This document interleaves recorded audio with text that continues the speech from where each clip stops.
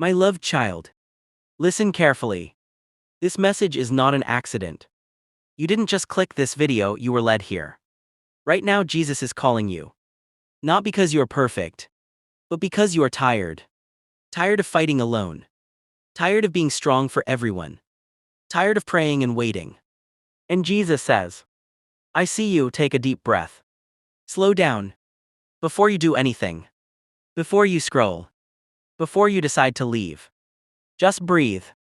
Because this moment is not ordinary. This is not just another video. This is not just another message. You are here because Jesus wanted you here. You didn't come by accident. You didn't randomly click this. Out of millions of videos. Out of thousands of voices. This is the one that reached you. And that's because heaven knows your name. Right now, Jesus is not asking you to be strong. He's not asking you to have answers. He's not asking you to pretend. He's simply saying, come as you are. Tired. Broken. Confused. Empty. Come as you are. Maybe today you smiled in front of people. Maybe you said, I'm fine. Maybe you laughed just enough to hide the pain. But inside, you feel heavy. Heavy with questions. Heavy with fear. Heavy with thoughts you don't say out loud. And Jesus says, I see what no one else sees. He sees you when you cry in silence. When you sit alone at night, staring at the ceiling. When your mind doesn't stop racing. He sees the prayers you couldn't finish. The tears you wiped before anyone noticed. The faith you're trying to hold on to. You may feel forgotten by people. Ignored. Overlooked. But heaven has not forgotten you. Jesus has not forgotten you. Pause here. Let that sink in. You are not invisible. You are not insignificant. You are not a mistake. There are people watching this right now who are exhausted. Not physically but spiritually. You're tired of being strong. Tired of understanding everyone. Tired of forgiving again and again. You're tired of praying and waiting. And Jesus whispers, rest. Not quit. Not give up. Rest. Because even God rested. Some of you are carrying guilt. You replay your past again and again. Mistakes. Wrong choices. Words you wish you could take back. And you wonder, can God still use me? Can God still love me? Did I mess everything up?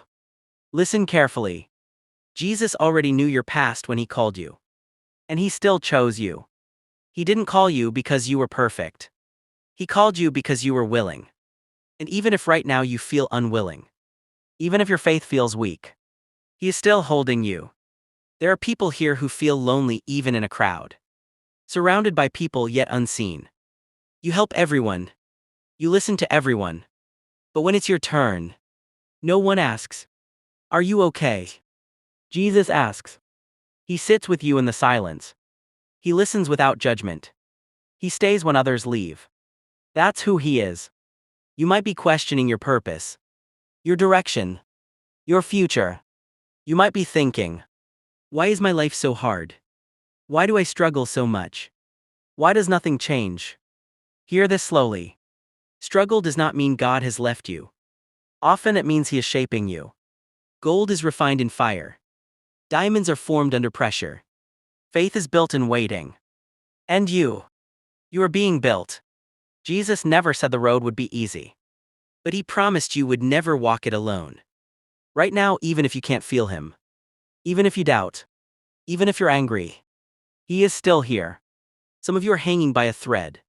You didn't tell anyone, but God knows. And this message is his way of saying, hold on. Not because life is easy, but because he is faithful. Let this opening be a moment of surrender. You don't need fancy words. You don't need long prayers. Just whisper in your heart, Jesus, I'm here. That's enough. Stay with this video. Stay with this message. Because this is only the beginning. And what God is about to speak might heal something deep inside you, inner pain and healing. Jesus speaks to the broken. Stay here. Don't rush. This part is not loud. It is gentle. Because healing doesn't shout, it whispers. There are wounds inside you that no one sees. You learned how to hide them. You learned how to function with pain. But just because you survived doesn't mean you healed. Jesus knows the difference. Some pain came from people you trusted. Family, friends, someone you loved. They promised to stay. They promised to understand. But they left. And that pain still lives in you. You forgave with your mouth. But your heart still aches. And you wonder, why does it still hurt if I forgave? Because forgiveness is a decision. But healing is a process.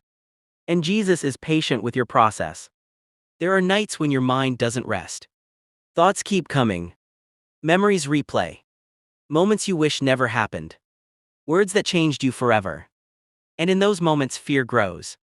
Fear of losing again. Fear of trusting again. Fear of hopping again. So you protect yourself. You build walls. You stay quiet. But isolation feels heavy. Jesus never asked you to carry pain alone. He says, "Give me your burdens." Not half of it. Not the easy parts. All of it. Some of you feel guilty. Not because you did something terrible, but because you feel like you were not enough. You blame yourself. If I was better, they would have stayed. If I was stronger, this wouldn't hurt. Listen carefully.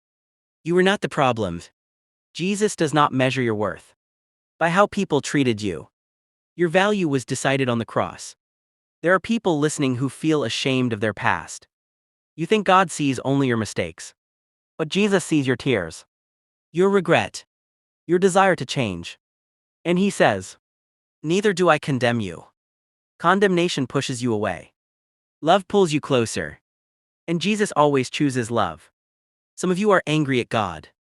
You don't say it out loud, but it's there. Why didn't you stop it? Why did you let this happen? Jesus is not afraid of your questions.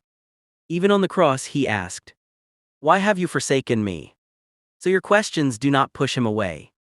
Right now, Jesus is standing at the door of your heart. He is not forcing his way in. He is waiting. Waiting for you to open the places you locked away. You don't need to be healed to come to Jesus. You come to Jesus to be healed. Take a moment. If you're listening with headphones, close your eyes. If you're watching on a screen, lower your gaze. Imagine Jesus sitting beside you. Not speaking. Just present. Feel that presence. Peace does not always come as answers. Sometimes it comes as company. Your pain has a voice. And today, Jesus is listening. You are safe here. Let the tears come if they need to. Tears are not weakness. They are release. Jesus heals slowly sometimes. Not because he can't heal instantly, but because he wants to restore deeply. This is not the end of your story. This is the place where healing begins. Stay. Breathe. Let him work from weakness to strength. Stay with me. Don't rush this moment. This part is for the ones who feel weak. Not on the outside, but deep inside. You've been told to be strong. To move on. To stop feeling so much. But strength is not pretending. Strength is showing up even when you're tired. And Jesus knows how tired you are. Some days you wake up already exhausted. Not because you didn't sleep, but because your heart never rests. You carry responsibilities, expectations, unspoken pressure. And you keep going, even when you don't know how. You may feel weak. But hear this carefully. Weakness does not disqualify you. It qualifies you for God's strength. Jesus never chose the strongest people. He chose the willing ones. Fishermen, outcasts, broken people, people with doubts, people with fears, people like you. You think God is disappointed in you because you're still struggling. But Jesus is not surprised by your weakness. He already knew. And he stayed. The world tells you, be strong on your own. Jesus says, let me be your strength. There are people listening who feel like they're failing God. You try to pray, but your mind wanders. You try to believe, but fear speaks louder. You think, real faith shouldn't feel like this. But real faith often feels exactly like this. Faith is not the absence of doubt. Faith is choosing to trust in the middle of doubt. Paul once begged God to remove his weakness. But God replied, my grace is sufficient for you. For my power is made perfect in weakness. That means your weakness is not an obstacle. It is the place where God shows his power. You are not strong because you never fall. You are strong because you get up again. Even if you get up slowly. Even if you get up crying. Even if you get up with questions. Some of you feel like you're behind in life. Others are moving ahead. You feel stuck. But God is not racing anyone. He works in seasons, not timelines. Jesus spent 30 years in silence. Before 3 years of purpose. Silence does not mean nothing is happening. You may feel invisible right now. But invisibility is often preparation. Roots grow in the dark. Jesus is not asking you to prove anything. He's asking you to lean on him. To stop trying to carry everything alone. Take a moment. If you can, place your hand on your chest. Feel your breath. That breath is a gift. That breath means God is not done with you.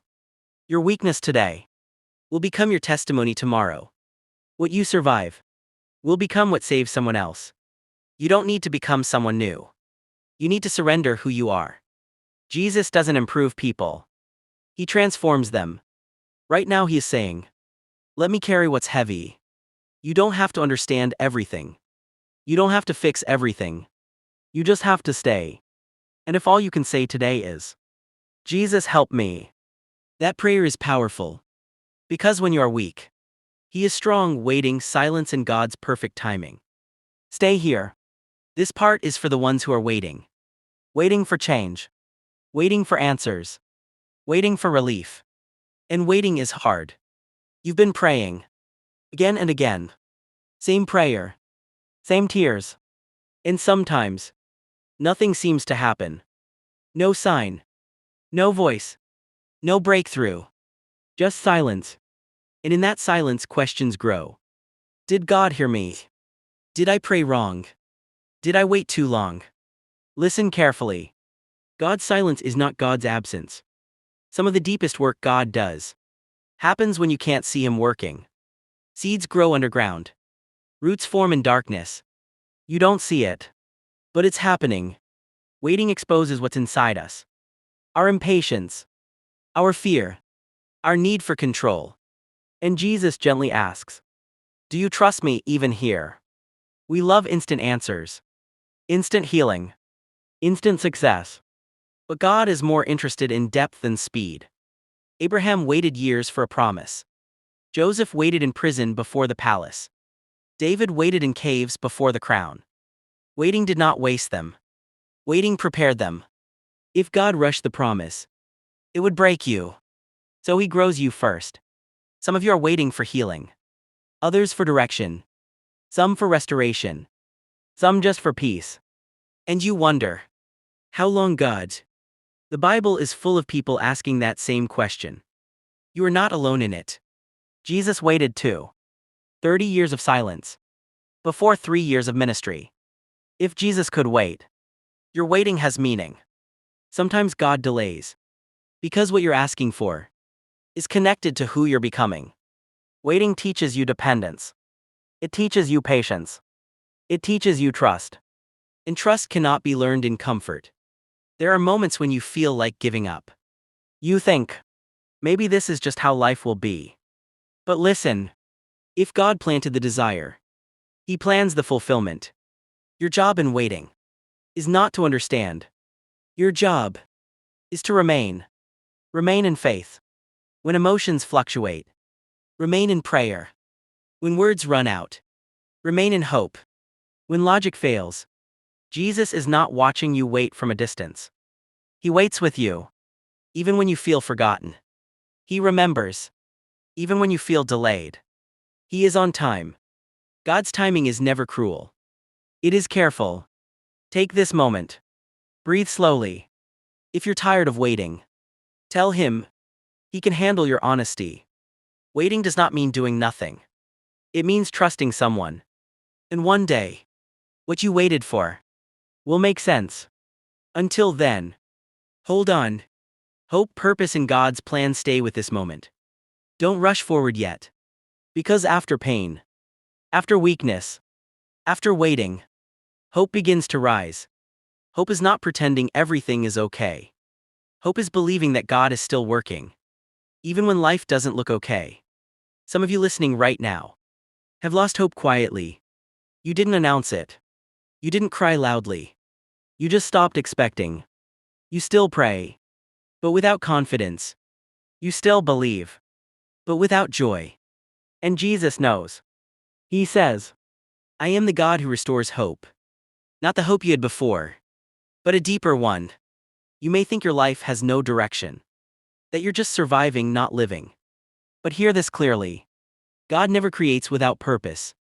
Your life is not random. Your pain was not wasted. Your delay was not meaningless. Every tear you cried watered something in your future. Every season you endured built strength you don't yet see. Sometimes purpose doesn't look like success. It looks like survival. And survival itself is a miracle. You don't need to know the whole plan. You only need to trust the planner. Jesus said, I am the way. Not I show the way.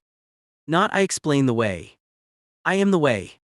Which means, even when you feel lost, if you have Jesus, you are not lost. Some of you are worried about tomorrow. Money, career, family, health. Your mind keeps asking, what if? And Jesus answers, do not worry about tomorrow. Not because tomorrow won't come, but because He will already be there. Your future is not in your hands. It is in God's hands. And there is no safer place.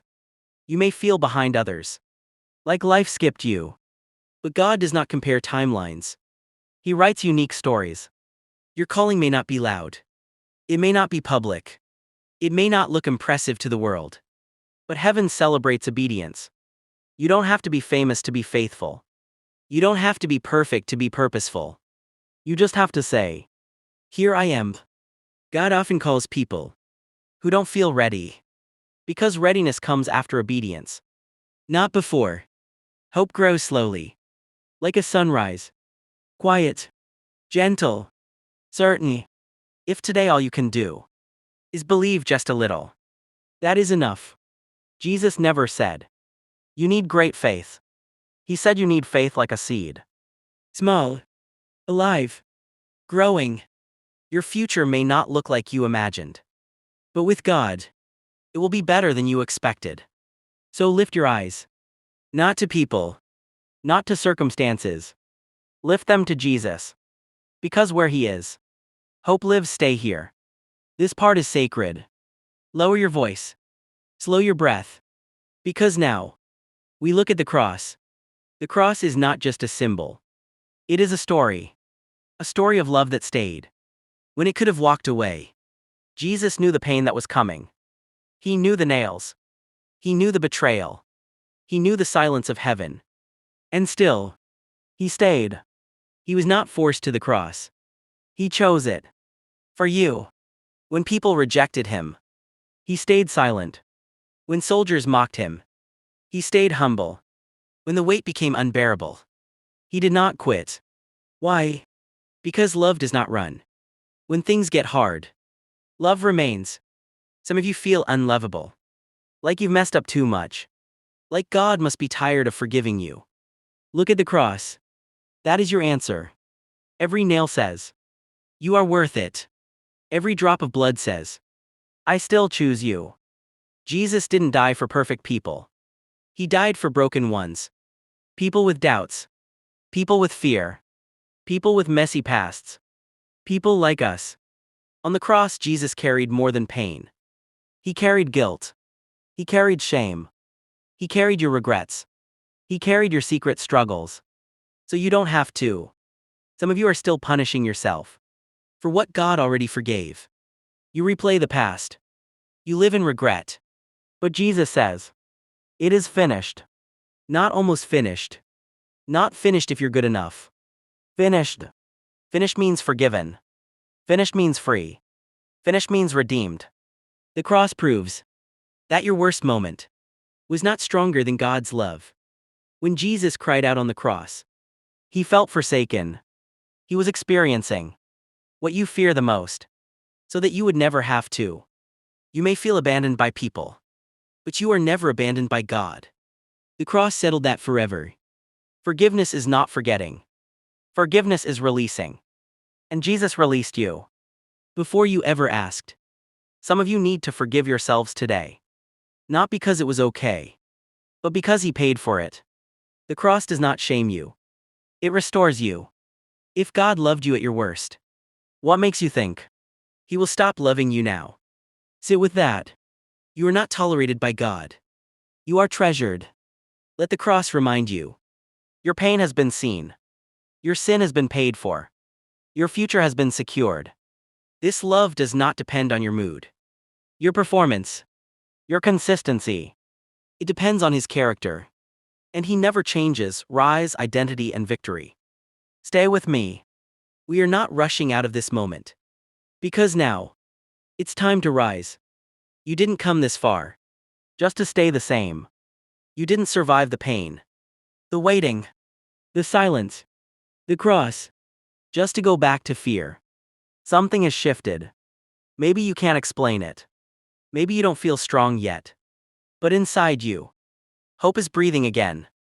Jesus never heals you so you can hide. He heals you so you can rise. Rise not in pride. Rise in purpose. Rise not because life is easy. Rise because He is with you. For too long, you have seen yourself through pain, through rejection, through failure, through what people said about you. But today, Jesus gives you a new identity. You are not broken. You are restored. You are not rejected. You are chosen. You are not weak. You are strengthened. Your past does not speak louder than God's promise. Your mistakes do not cancel your calling. Jesus didn't save you just to forgive you. He saved you to transform you. Some of you thought your best days were behind you. But with God, the best is never behind. It's ahead. You may still face storms, but now you won't face them alone. You may still feel fear, but fear will no longer control you. Courage is not the absence of fear. Courage is moving forward with faith. Jesus didn't say, life will be easy. He said, I will be with you. And that changes everything. Stand up even if it's inside your heart. Stand up from guilt. Stand up from shame. Stand up from hopelessness. This is not arrogance. This is agreement with what God says about you. You are a survivor. You are a testimony. You are proof that grace works. What tried to destroy you will now define your strength. What wounded you will now help heal others. Your story is not something to hide. It's something God will use. There are people you haven't met yet who will survive because you didn't give up. So walk forward. Not because you have all answers, but because you trust the one who does. When doubt returns, remember the cross. When fear whispers, remember His promises. When you feel alone, remember His presence. Jesus didn't bring you this far to leave you now. Lift your head. Your future is calling. And this time, you walk into it with faith, hope, and fire. Say this quietly in your heart. Jesus, I trust you. I rise with you. I walk with you. Amen. Folded hands, stay here. Don't close this moment yet. Because now, this is not just a message. This is a turning point. You have walked through pain. You have faced silence. You have waited. You have been broken and healed. Now comes the moment where Jesus says, get up. Not angrily, not impatiently, but with authority and love. For a long time, you survived. You woke up. You managed. You endured. But survival is not the end goal. Jesus didn't save you just so you could survive. He saved you so you could live. There is a difference between breathing and living. And today, God is inviting you to step into life again.